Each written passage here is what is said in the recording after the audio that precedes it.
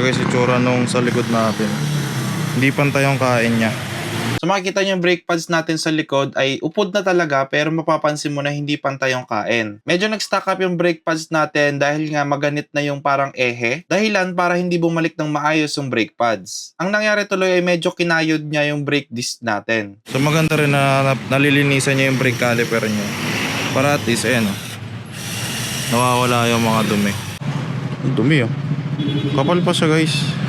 Dito guys, makikita nyo na makapal pa yung front brake pads ko. Pero dahil nga nagpa-maintenance na tayo ng brake pads sa likod, sasabay na rin natin tong sa harap. Pinalinisan ko na rin yung brake caliper para ramdam na ramdam natin yung performance ng Phyto brake pads. Makapal pa naman siya.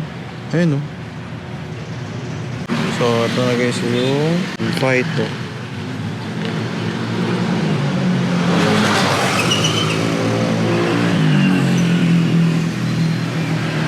Parehas.